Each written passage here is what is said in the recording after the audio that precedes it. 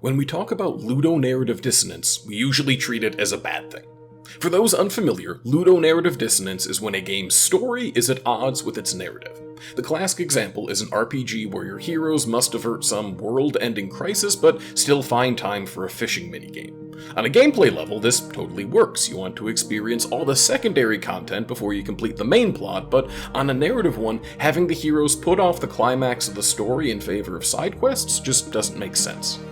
Ludonarrative dissonance, then, is a game's failing. A tacit admission that the gameplay and narrative follow different rules, something the player ultimately has to ignore to keep the experience immersive. But I'd argue that it doesn't have to be. In fact, tension between how a game plays and what it means can be propulsive, making the audience follow along to see, if nothing else, how these dissonant elements will work together. For example, Doki Doki Literature Club is driven almost entirely by the vast space between its cheery gameplay and the darkness of its story. Playing, or watching Northern Lion play, is interesting even knowing that it's going to subvert genre expectations, because I'm curious to see how it will resolve the tension inherent in a horror dating simulator. Whether or not you'd argue that the game actually manages it, I'm curious to see it try. There's a similar tension in the Metal Gear Solid series. I was originally going to describe it as ludonarrative dissonance, but it's not quite that. The exaggerated stealth action gameplay and the story of animal-themed terrorists actually work pretty well together. It's more the game's ambitious themes, full-blown treatises on society and the human condition that don't quite fit with the sneaking and boss fighting that make up the main gameplay loop. This ludothematic tension, though, is just as compelling as the ludonarrative. Going into a Metal Gear game, there's a real sense of mystery as to how its critical and literary aspirations will align with the guy who throws bees at you. Let's get started. Part of this may just be that the, and I say this lovingly, genre schlock of the surface action is a candy coating for the bitter pill of Hideo Kojima's big thoughts, but the distance between those two things is a compelling element itself. I play the game to find out what happens in the story, to get better weapons and wackier costumes, but also to see how this pulpy absurdity is going to end up meaning something important. Like the jaws of a mousetrap, there is potential energy in the space between game and theme, and within that space, the promise of the two snapping together. Which brings us to Death Stranding, Kojima's follow-up to Metal Gear. A common complaint I've heard is that the gameplay is boring, and it's a complaint I've had myself. But the reason that it's boring, I'd argue, is not because it's inherently dull, but because there is next to zero tension between it and the game's themes. Death Stranding is about the importance of connection amidst isolation. It announces this immediately, opening with a quote from writer Kobo Abe. "The rope, along with the stick, are two of mankind's oldest tools. The stick to keep the bad away, the rope to bring the good towards us." The sort of literal push and pull of these concepts is clear in the game's premise. You play as Sam Porter Bridges, tasked with reconnecting a splintered America, folding cut-off outposts and lone doomsday preppers into a single community. We are shown both humanity's willingness to push others away and the value of coming together in spite of it. A recurring image is the hand. Though capable of becoming a fist, the hand can also reach out and bring people together. Indeed, the image for the game's likes system, like social media likes, which provide no increase in power, just a reminder that NPCs and other players appreciate you, is very deliberately a hand, thumbs up.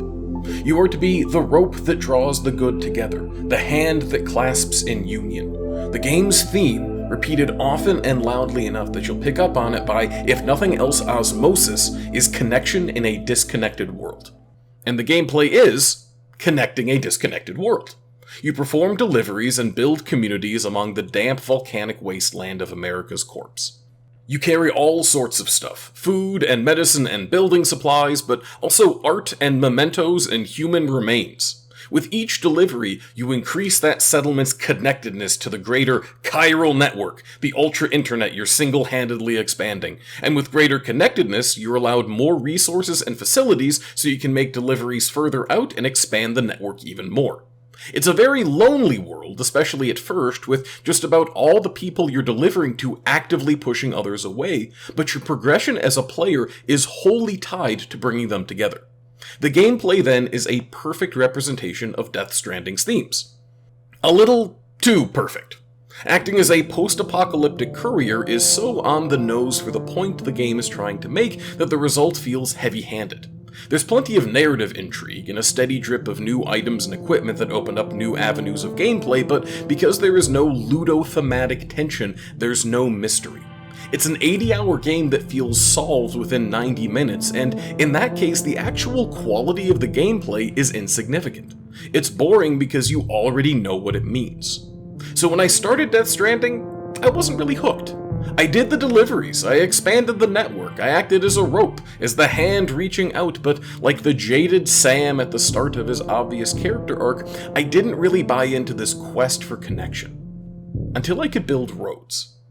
In the game's first area, you can't, and you feel it. Everything is wild and unpaved, the slick and craggy terrain of what's very clearly Iceland but we're pretending is exploded America. Even without the invisible monsters, traversing this land is tough, with Sam losing his balance on uneven ground or getting swept away by snaking rivers. Fairly early on, you get access to vehicles, but the jags and cliffs batter them and your cargo both. The going is hard, and the resistance you face trying to connect this world is visceral. But then, after you've come to appreciate just how uncooperative this environment is, you get the option to change it. You can, using large quantities of earned and pilfered resources, construct a road system that connects the lonesome settlements and isolated depots. And the difference the roads make is huge. Having trekked through unpaved wilderness to deliver a man's pizza, every other second punctuated with your bike ramming into a rock, you relish a nice, flat, easy surface. A near effortless trip between 2 points that bypasses all the rivers and mountains and struggle that you become accustomed to. It is an absolutely massive leap forward in the gameplay. And because the gameplay is so unsubtly aligned with the theme, it's a massive leap forward in the theme as well. Because with the roads you are, in a literal and meaningful way, connecting people. Unlike all of your deliveries to this point, which are important but ultimately temporary connections, the roads are a permanent link between hubs. The difficulty of travel is so much less with the roads that you're happy to run supplies from point A to point B. This world, once atomized and shattered, is, through your efforts, one step closer to being whole. And this is the point that Death Stranding really started to work for me. It had foregone the ludothematic tensions of the Metal Gear Solid games, the innate mystery of how gameplay and story and theme will converge for something more direct and far riskier, saying something so clearly and loudly that the audience comes to believe in it. To mean something obvious, yes, but to use every trick of the medium to make it feel profound despite the obviousness. It is absolutely heavy-handed, leaden even, almost bashing you with the meaning of the text. But as the game's hand motif reminds us, as easily as it can ball into a fist a stick to keep away the bad, a hand can clasp another and pull into the good. And Death Stranding, unencumbered by subtlety and driven by an almost embarrassing earnestness, all its elements perfectly united, holds its hand out to the player and asks you to join.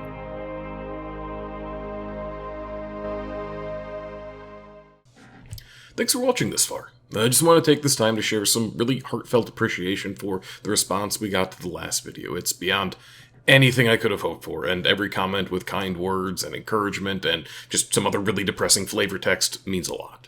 And as this video suggests, I won't be doing exclusively magic content moving forward, though I absolutely will revisit the topic. I want this channel to be an outlet for whatever I'm interested in, and the goal for each video is for it to be worthwhile even if you're not familiar with the entertainment I'm referencing. Also, to be totally transparent, while I really like Magic and have been playing it for more than a decade, I'm just not sure I have a full channel's worth of interesting things to say about it. Moving forward, I will be doing more of these shorter video essays. They're more accessible and fun to make, and a lot less daunting of a project, but I'll still be putting out longer videos as the subject matter calls for it. The Final Fantasy VII one is coming, but I've realized I need to run through the script again. I do also have a Patreon with, and I cannot overstate my excitement and surprise about this, patrons. Shout out to Pose and Eric K for making this all possible. I also have a Twitter account. This is social media I use most often if you want to keep in touch with me there. Check them out if you're interested. As always, let me know what you think about the video, any other examples of good ludonarrative dissonance, and if I use too much music on this one. Take care!